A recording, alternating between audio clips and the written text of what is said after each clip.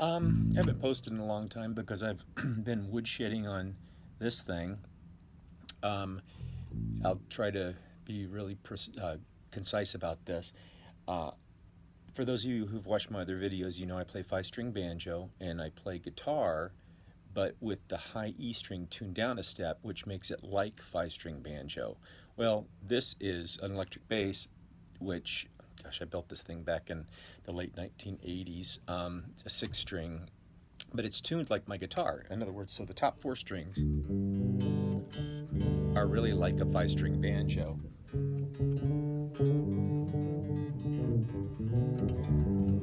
I don't play it like that.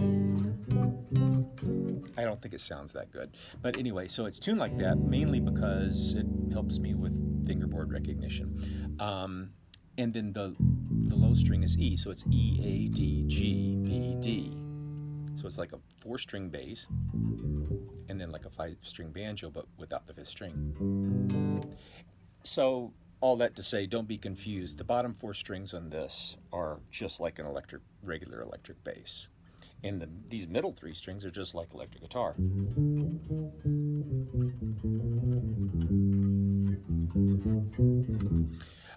But with that said, the main thing I want to show here is the woodshedding that I've been doing using three fingers, ring, middle, and index on electric bass in place of the two fingers that I've played with my entire life. Reasons for this, I was inspired by Jimmy Johnson from the early 1980s. I'm sure before that on, he always played with three fingers. And Nils Orsted Peterson on upright bass, same thing, three fingers this way. Now, anyway, so it made me want to give it a shot. The reason I picked these three fingers rather than these three fingers that I use for five-string banjo is that some people do great, well, many people do blisteringly fast stuff and play wonderful, beautiful, tasteful stuff with two fingers, and I hope to think that maybe I played some of that over the course of my life. And then a lot of people do great by playing with three fingers like this, you know.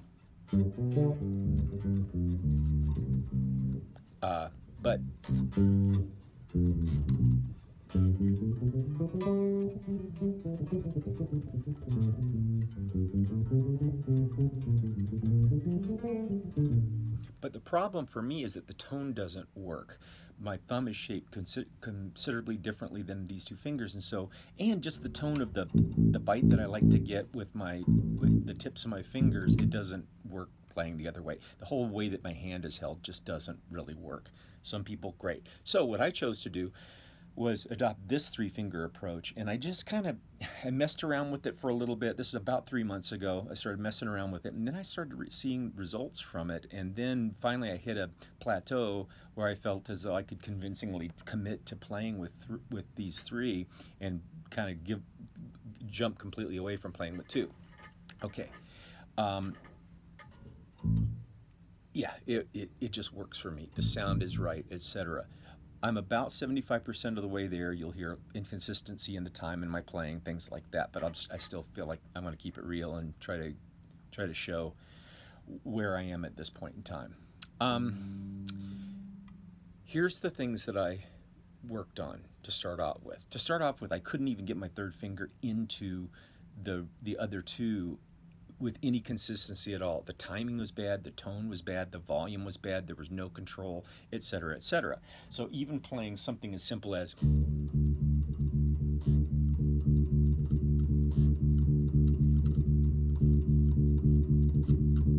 that would be bad.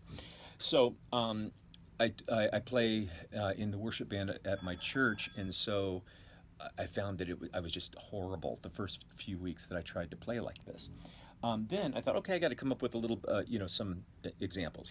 Here's are some exercises. Here's the things that I did, kind of in a chronological order to try to get it together. Started off on playing just one string, what I just played. And the obvious thing is I'm playing 3 fingers, but I'm trying to play 1, 2, 3, 4, and. Now you can hear every time this finger hits, it's a little different tone. But I don't want it to sound like ba ba ba ba ba ba ba ba. I want it to sound like ba ba ba ba ba ba ba ba. First challenge. Second challenge would be to play swinging things like this, or shuffled.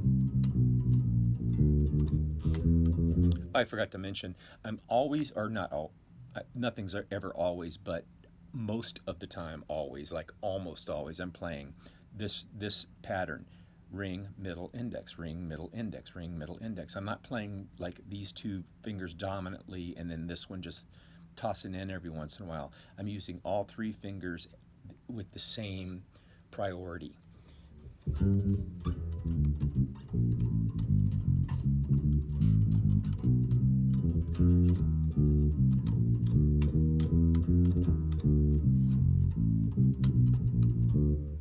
See, there it is.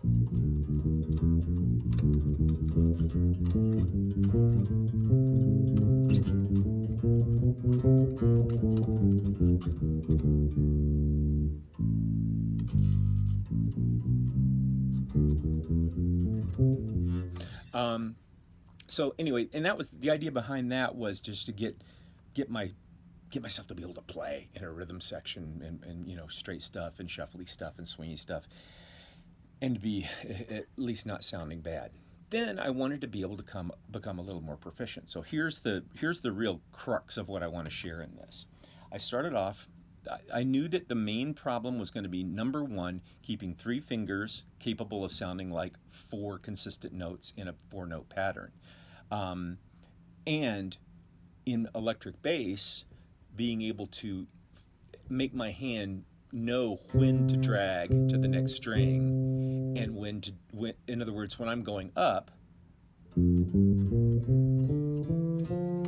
it's easy. Index, ring, index, ring, middle, index, ring, middle, index, ring. But when I'm coming down, it's going to be, and then see this, that's like a rest stroke that's already resting on the next string. So the pattern is going to stay. Shoot. Notice how I'm dragging.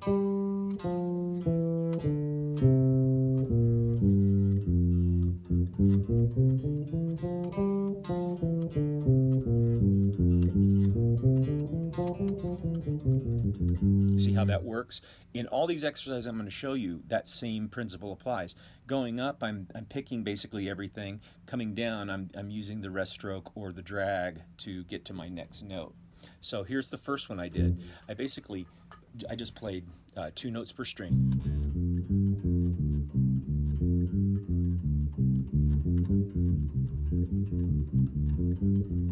And you'll notice in doing this, I'm going.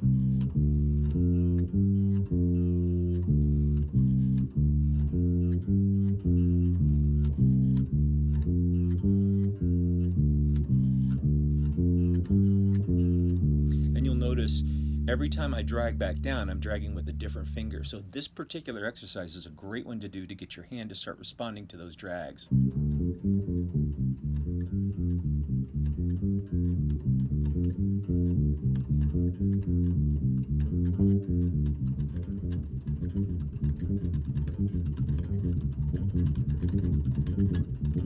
So, and my fingers look like they're flying around. I never see myself from this angle, but it's weird. My hand just looks like it's flying.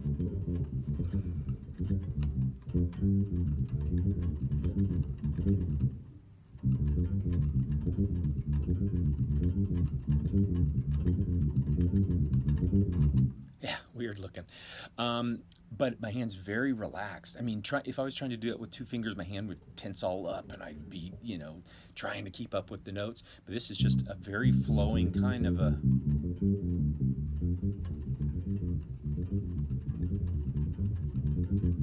Okay. Okay, fine. So there's that, and then you want to extend that to more strings, and you'll find that your drag fingers are going your drag finger patterns are even going to be weirder.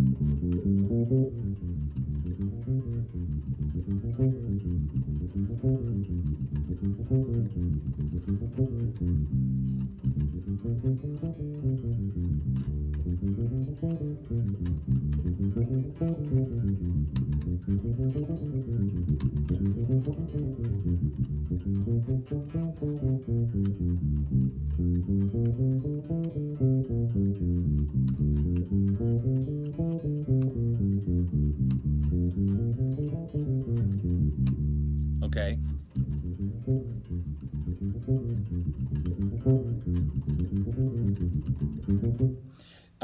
Again, you can hear the inconsistency in my playing, but there it is. Okay, so that's just one note per string, one note per. What am I trying to say here? A series of one note each of 2 notes per string. One note, one note, one note, one note, one, etc. Now we're going to shift that, and we're going to go to 2 notes. But we're going to just do it on 2 strings first.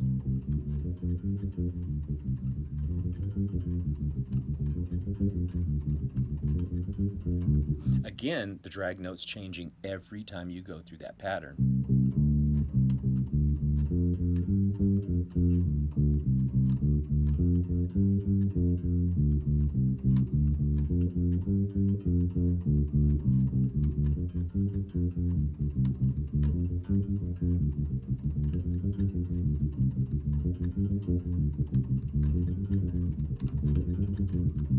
So you can see how that works. And then you extend it.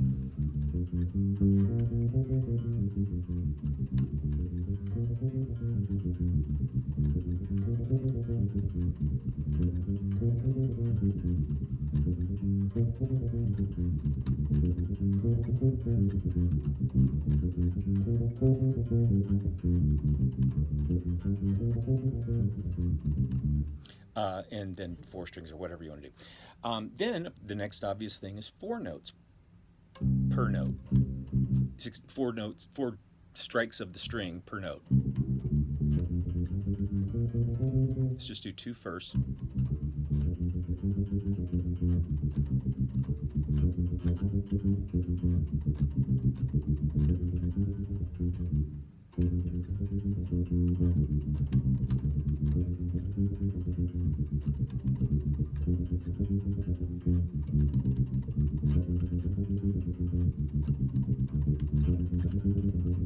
Yeah, and this one feels weird because I think I practiced it the least.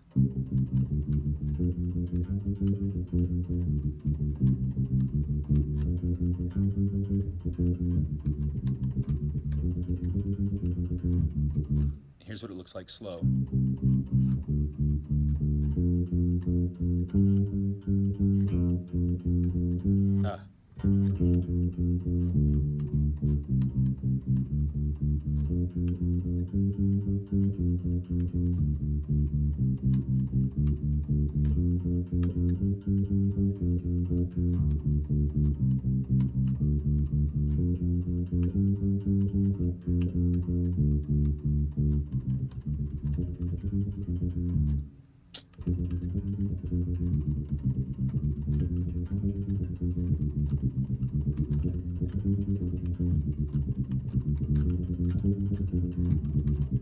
And you'll find that your drag finger on these oddball ones your drag finger goes into a sequence. Is the first pattern, you'll drag your index finger. The next pattern through, you'll find you're dragging your middle finger. Next pattern through, you'll find you're dragging your ring finger. So it always kind of goes in that kind of a sequence because it's always 3 against 4 in these situations. Now, obviously, you can start playing more notes per string and start doing things like or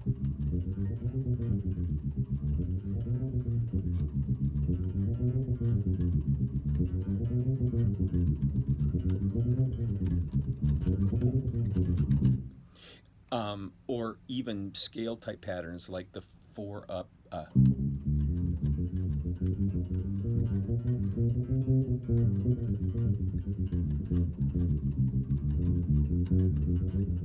Dang it.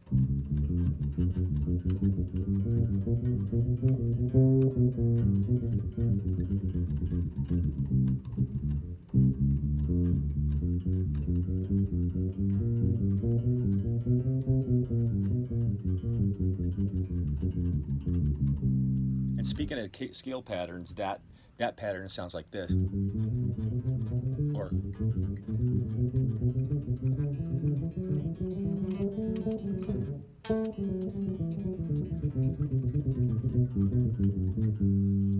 and so that's an obvious usable pattern. But you can even do, you know, thirds.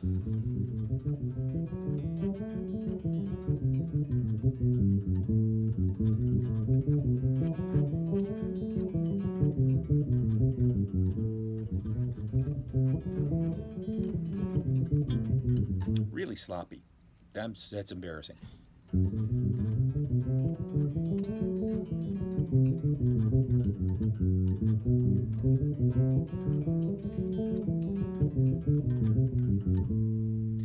But those are very usable. And then you can, you know, I'll pick a note sequence like a bluesy one.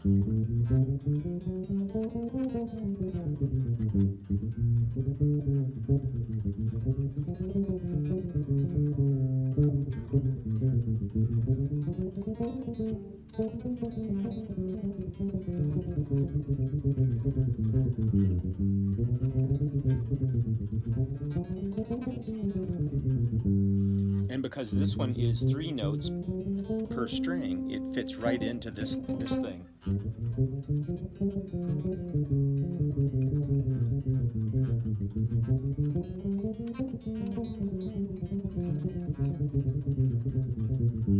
So again, I feel like my right hand is like in low gear. It's just kind of very, very, very comfortable and relaxed. Okay, so I did a bunch of different exercises with single notes, 2 notes, 3 notes, 4 notes, and then we looked at some 3-note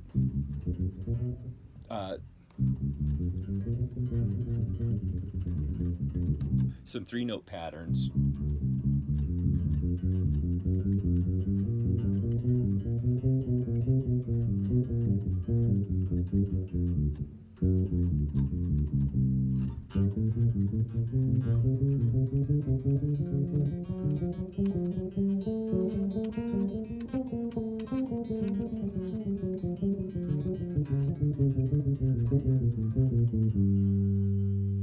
And of course, it's always best to do these with the metronome at some point. A lot of times I like to play without a metronome to get my hand going. Right now, if I was playing with a metronome, I'd sound even worse than I sound.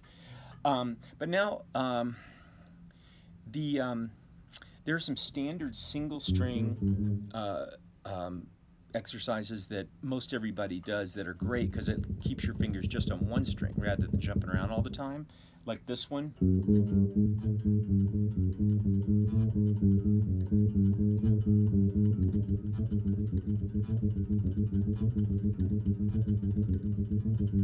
Which is great. As a matter of fact, this is the one that my friend and bass teacher David Curry, who was a great player, showed me back in the early 80s, and Alphonso Johnson, I think, had just shown it to him, and it just was one of the first string exercises that I did.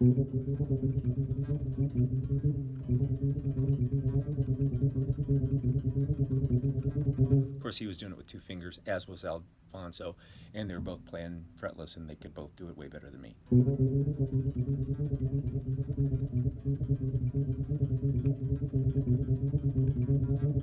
Again, these need a lot more wood shedding, but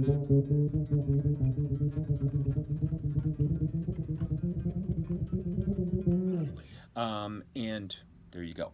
Another one is called Inside Out,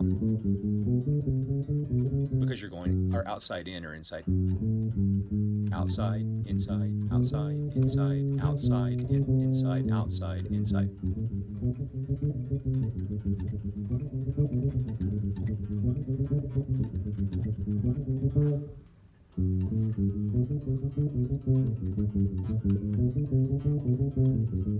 Again, these are really necessary for me because it's teaching my hand when to drag.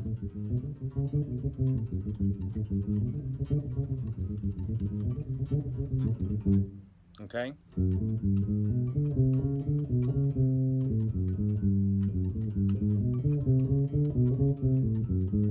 And the inside out was, or outside in. Oh, that's what I just showed you. The other one was.